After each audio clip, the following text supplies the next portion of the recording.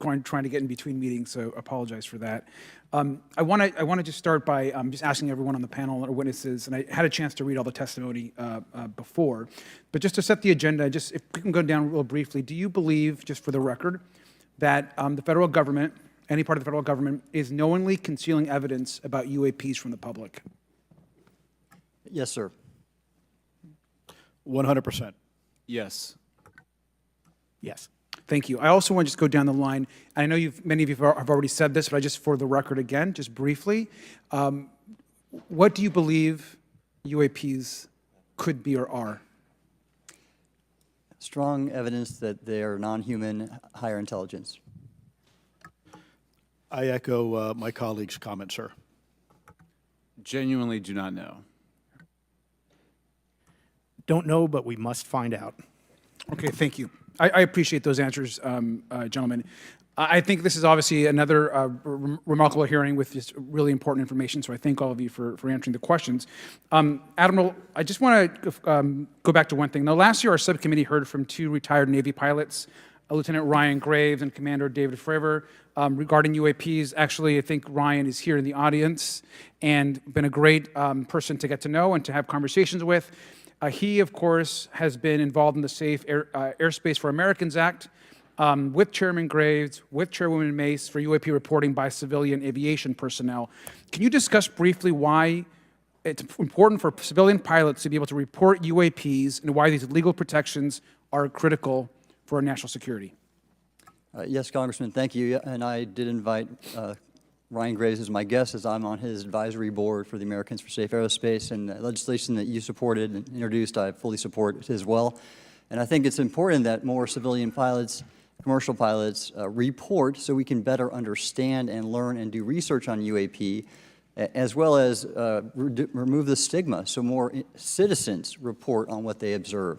And also, it'll only contribute to aviation safety when we have a better understanding of where these UAP are, how they operate, and at what frequency and what capability level. So it's important for aviation safety, and it'll be important for moving science and research forward. Thank you, sir. And I just want to reiterate to my colleagues, I mean, this is a very bipartisan piece of legislation, and we just got to continue to get this through the Congress, and it's incredibly important that civilian pilots have the opportunity to safely report the UAPs that they are seeing or encountering in the air. And I can't express how critical this piece of what I believe is a larger collection of evidence and facts actually happen.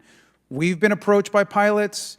I've talked to folks that have been engaged with our office and others, and there is still enormous stigma.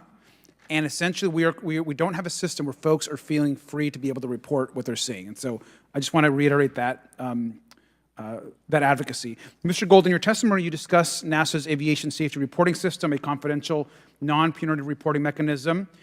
In the Safe Airspace for Americans Act, we explicitly allow for civilian reporting, of course, of UAPs. Can you explain why the NASA task force recommended the use of the aviation safety reporting system? The aviation safety reporting system is an existing system that is trusted, that has taken hundreds of thousands, now millions of cases. And again, recognizing budgetary constraints, this seemed like the perfect way to be able to gain more data. And when it comes to the stigma, sir, it's something that pilots are used to reporting on, that crew is used to reporting on. So it's a great way to get data, to overcome the stigma without spending really that much more additional money since the system exists. Thank you so much for your support of that. Thank you for what Ryan Graves does. This is a common sense means to expose the truth of UAP for the purpose of this hearing. Thank you. And I just want to also add, now earlier this year, as part of the House Defense Authorization Bill, the NDAA, I had filed an amendment to include the UAP Disclosure Act, which would create a UAP Records Review Board and exercise of eminent domain over UAP-related material, modeled actually on the JFK Assassination Records Collection Act, which is widely known. Now, the amendment was blocked, but thankfully the Senate included the amendment by Senator Rounds and Schumer for the UAP Disclosure Act. So I just again want to say that we should be pushing and ensuring the UAP Disclosure Act, which is bipartisan in its support, should move forward. And if I can just briefly, particularly Admiral, can you just briefly, as I close my time, explain why the UAP Disclosure Act would be critical for us and our national security? Thank you, Congressman. Yes, I believe the UAP Disclosure Act is important for national security, as well as advancing potential socioeconomic benefits resulting from UAP research, as well as public safety, as we referred to previously regarding aviation. And this act will allow for greater transparency and open research, and that's why I'm also a member of the UAP Disclosure Fund as an advisor, as in the Sol Foundation, as an advisor, senior strategic advisor, which is advocating for the same. Thank you very much. I yield back. All right, thank you. I'd like to recognize Mr. Biggs for 5 minutes of questioning. Thank you, Madam Chair. Thank you for holding this committee. Thank you to the witnesses.